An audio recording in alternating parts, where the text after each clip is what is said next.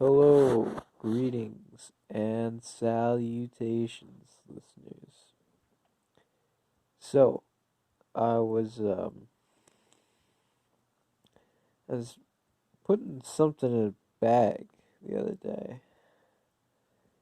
and I got to thinking, you know, no matter what it is you're putting in the bag, it's gonna. it doesn't change the outcome of the situation.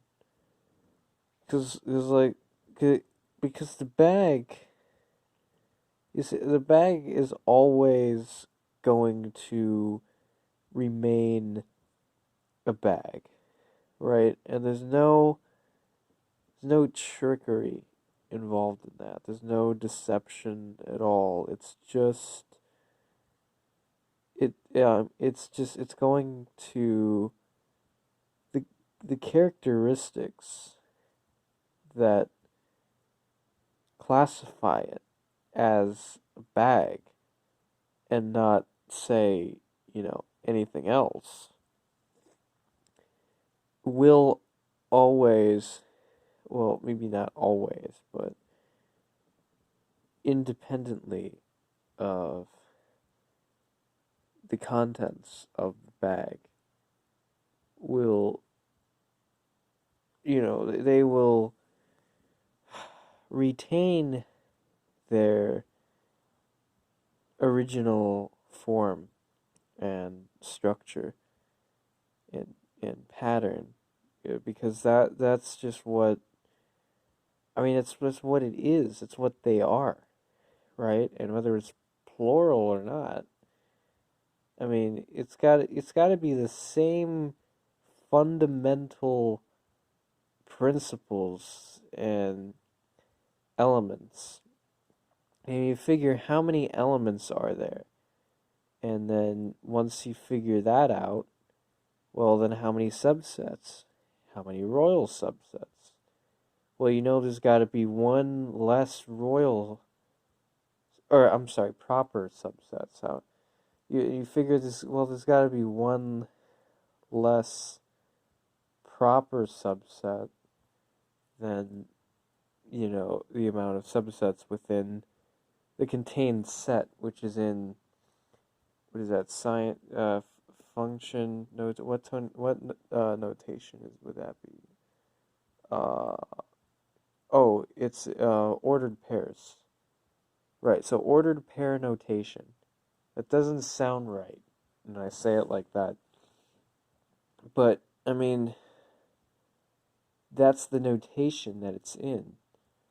There's just really no getting around it. You can call it whatever you want, but it doesn't change the fact. It doesn't change what it is at its core.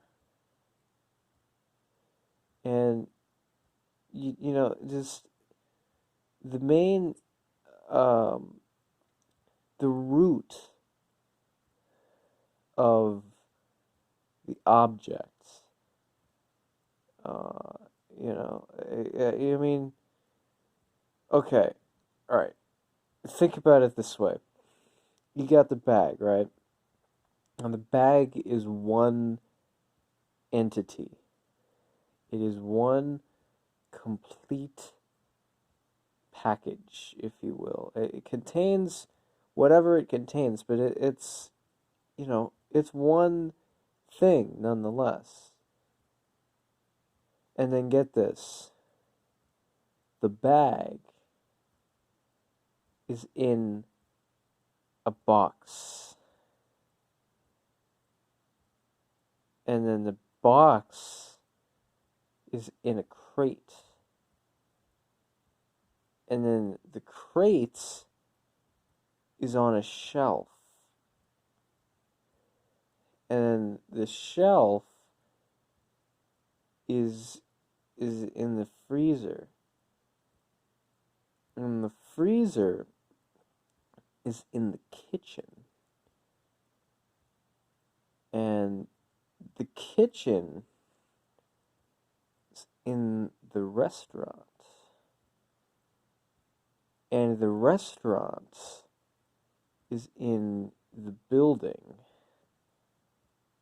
and the building is in the complex, and the complex is in the neighborhood, and the neighborhood is in the subdivision, and the subdivision is in the city, and the city is in the county, and the county is in the area, and the area is in the states, and the state is in the country, and the country is on the continent, and the continent is in the hemisphere, and the hemisphere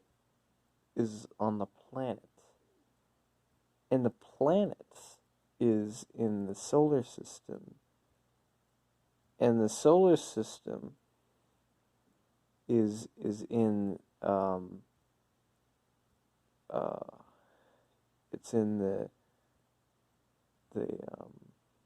solar system. It's in the group, and the group is in the band, and the band in the galaxy, and the galaxy is in the galaxy cluster, and the galaxy cluster is in the supercluster, and the supercluster is in the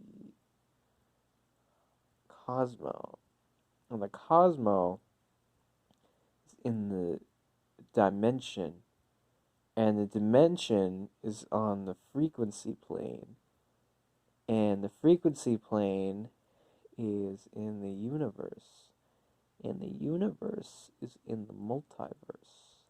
The multiverse is in space, and space is inside the realm, and the realm is inside the wormhole.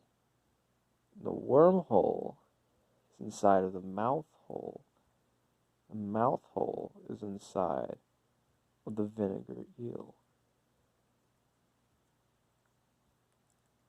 And that is the circle of life. And, I understand if you would like a moment, if you need to take a moment to process all of that new information. If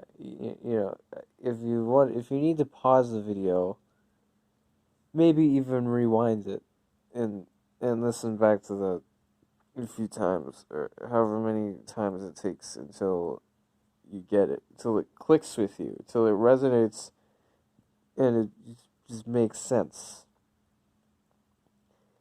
Until that happens, or if you don't want to, I mean, whatever. Maybe you just is saying, "Oh well, let's just get it all in one go." One go through. It's all like one consecutive listen. Like no breaks, no pit stops, this rewind or anything like that. Full job. All right, well, I can respect that. That's cool. That's fine by me. So, in that case, let's move on to the next segment of the show,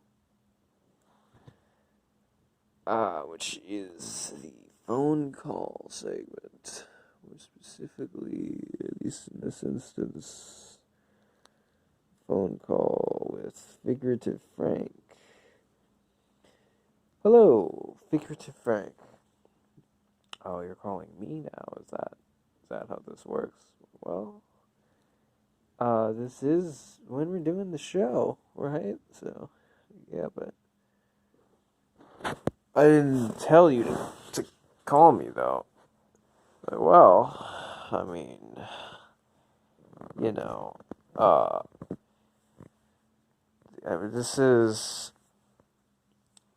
What else was I supposed to do? We need to have a phone call with you in every episode. And I mean, like, it's not exactly like you were about to call us. I mean, could be listening. Could be listening on your own to this episode. But, like, if you're doing that, it's not. It's not working. Okay, because you're not gonna. It's not like you pick up the phone, and then it's like, oh well, I could have just done that, the whole time, instead of, whatever else I was doing, or like all these other things. But no, you know what, Frank, and you know what, I've been saying this for a long time, buddy, pal, chum, acquaintance, yeah. It's finally, it's finally about time that you get what has been coming to you since episode 1. Like, the whole time we've been doing this show, it's like I've been doing the show, okay? It's been me, and then you'd be like, you call in sometimes, you act like you're a host of the show, but you're not. Okay, you're not a host of the show. You don't have any accents. And you just, just a caller. It tunes in sometimes, and just feels so self-entitled to just come up here and be like, oh well, yeah, this is my show, right? Like, we're just gonna talk about whatever I say now, and you know, I I just I've had enough of it. I have had it thoroughly and sufficiently, satisfactorily. I have had it. That's enough. Your services are no longer required here. You may leave.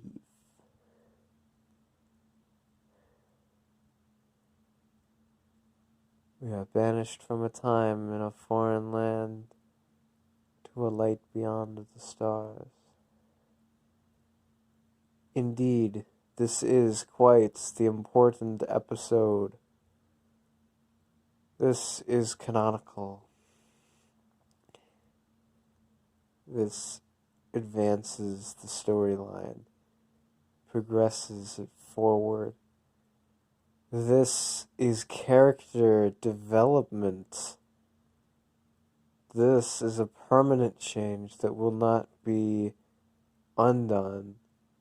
This is something that is the defining moments in the show that we're going to look back on in future episode. We're going to reference this, and we're going to say, hey, remember in the bag episode, like, what happened with that one, right? And it's what is this episode, like 217, I think. Yeah, I remember episode 217, the bag episode. Like, what happened to that one? Right? Oh, you mean with the segment about, the title character, the bag, and all that thing, and I'd be like, no, I mean, we figured it frank toward the middle of the episode. And I'm like, oh, okay, well, Uh, yeah, it's like, okay, well, figure to Frank. I mean, this whole thing. I don't know what they're telling people about him nowadays, because I know. And yeah, I hung up on him right now. We're done. There's no more talking to be had there. As I already told him. He knows. Cat's out of the bag. But yeah, like whatever they're saying about him, it's like us, you know, use some kind of thing that I said. Well, I'm not. I mean, it's not. It's not like that at all. Um, just to be clear, on my stance, my side of the story and my side of the table, I am very firmly anti figurative Frank. I for one am of the belief that not only should there be two types of jellyfish, but that each one should be represented by a different charismatic leader. Representing jellyfish group A, we have jellyfish number 196357. The jellyfish number 139657 is a very interesting specimen of a jellyfish. Because this particular jellyfish is has this jellyfish uh can it has a very it has a special talent. This talent being is that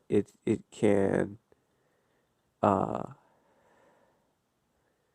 it can impersonate other jellyfish. So, you know, if it needs to sneak past enemy lines, you know, it needs to get into the restricted access area or something, right? Or it just needs to like fraudulently do some kind of mischievous criminal activity.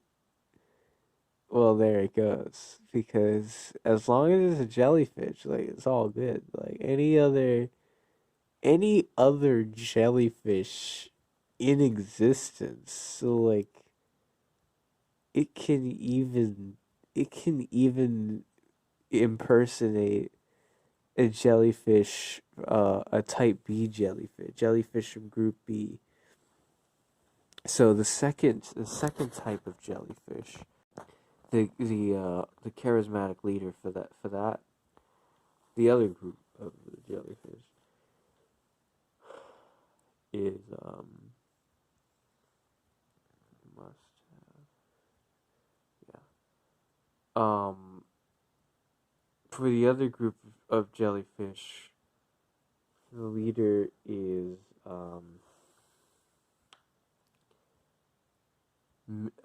Mr. Jelly F Fish. And Mr. Jelly F Fish, I mean, it's all in the name. Because it's got 9 tentacles, and don't ask why. And, you know, it's got like, like a jelly donut. Well, picture that with tentacles. Now you might think I'm just describing all jellyfish, but I'm not, because that would be a very offensive caricature, um, a stereotype of jellyfish as a whole, and we're not about that here on this show. So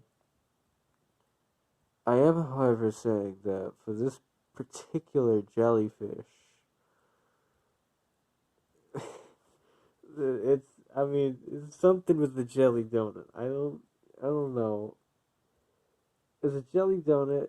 It's got tentacles. It's got 9 tentacles. I mentioned that 9 tentacles that tickle and lick and and and just all around pleasuring needs. Right?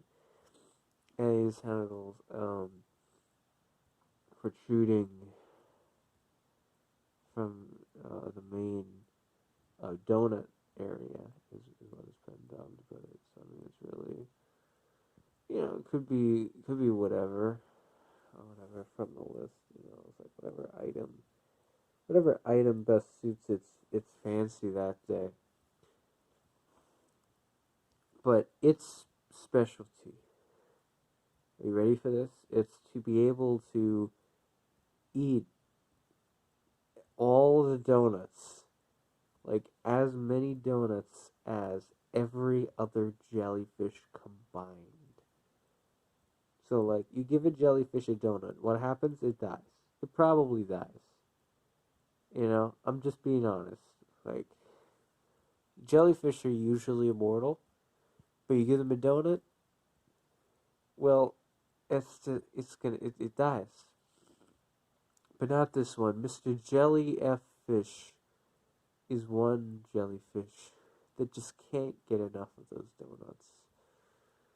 Is really, I mean, like, you can get a donut here or there. You can even get like 2 donuts or 3 donuts or whatever, like at a time or in a day. Mr. Jelly F Fish here, he's eating all the donuts because he's eating them right out of the bag. That's how he rolls. That's his style. That's how it's what he's. Yeah, those are the holes he's tickling, the donut holes, and yeah. So now you know about that. The two types of jellyfish and everything. But I mean, the ocean is like a really divided place to begin with, because then you have both teams of jellyfish uniting against uh the sea rays, and it may have been a bit of a hostile takeover involved there with the sea rays. Because let me explain something. Alright, I'm going to explain something to you about the sea rays. So, the sea rays, a long time ago, okay, this predates history. But the sea rays used to rule the sea. They used to be like royalty, right? And then when jellyfish were invented, they came along and they were like way more efficient and just way more intelligent. And the sea rays, I mean, they didn't like that. So they started like, attacking them because, like, no, like, get this out of my ocean. I don't want this here anymore. Like, I could tell they're just gonna try to convert us to the ways of the jellyfish, and I just don't want to do that. So the jellyfish come along, and the sea rays are like, I mean, at this point, they're just like, well, I mean, we don't want to lose. Like, we got a good thing going here. We don't want to just abandon it, right? Like, we gotta do something about it. So the jellyfish will come along and they'll be like, well, I'm a jellyfish. Like, what are you gonna do about it? And there was a war, right? Like, it was like a battle that ensued there. They just turned into a full-fledged war. And there was many battles in it. And by the end of it, well, it really wasn't an end. It's kind of still going takes different forms, right? Because you see that every day, the everyday sort of like racism. The sea rays and jellyfish others, you like be they could be imprisoned or executed just for being the species that they are, and it like you see this, and it's like, well, whose ocean is it really, right? It's King Neptune's. The King Neptune in Irish mythology doesn't exist, so if you talk about Neptune's planet, well, a whole other can of worms there. It's like, well, alright, he controls the tides. It's like the moon, basically. Like, the moon doesn't actually control the tides. It's all Neptune. We don't actually need a moon. It's not even like a real thing. It's just a giant cookie with mountains. But that's beside the point. The sea rays and the jellyfish, they seem to get along. Well, I think you just understand the differences. It's like, well, they got more in common than they do different. I'm sure they can actually work other things out. You know, sure they can like have some conclusion and be like, wow, I'll really drag this thing you just did there. Like the masters of land and seas. Like, well, yeah, you send a human underwater and negotiate things with them there, and let's just see what happens. You know, like to see where it goes from there. But you might be some kind of like difference or change after a while. That's, like every time this has happened, 100%, 100%, uh, history is just happening. Like I mean, I'll show you something. 'Cause, like, you can't even like do anything. You can't even like leave your house without thinking about all the jellyfish.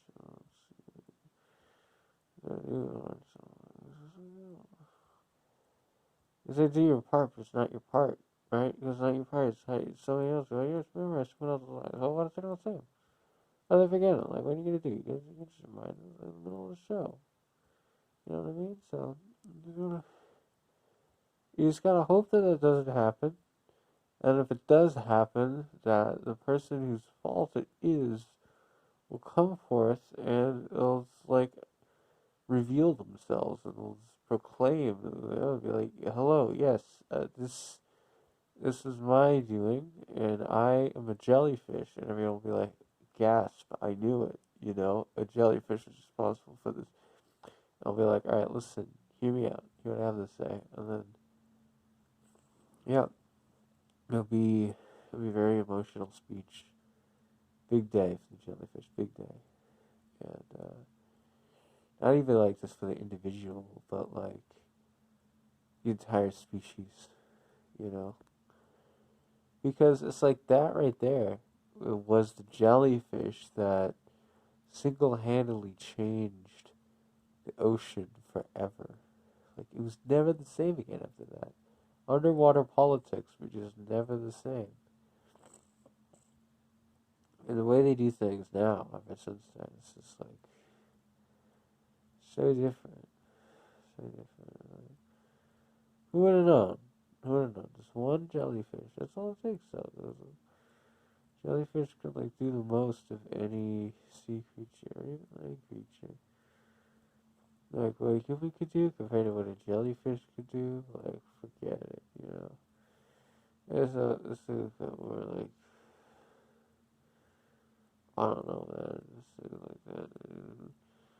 I mean, you think about it once or twice maybe, and see that's about it, you know. You get somebody else to do it for you, and then it's like, oh, well, all of a sudden now, you know, I kind of want to. And so, yeah, so, you just gotta have a look. Like, so, thinking about it, and I decided,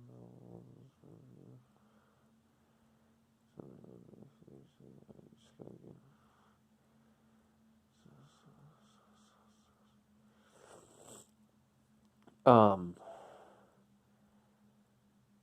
alright, well, it's all in the bag. Okay. That concludes this episode. HG&S. Thank you for listening. And please tune in next time.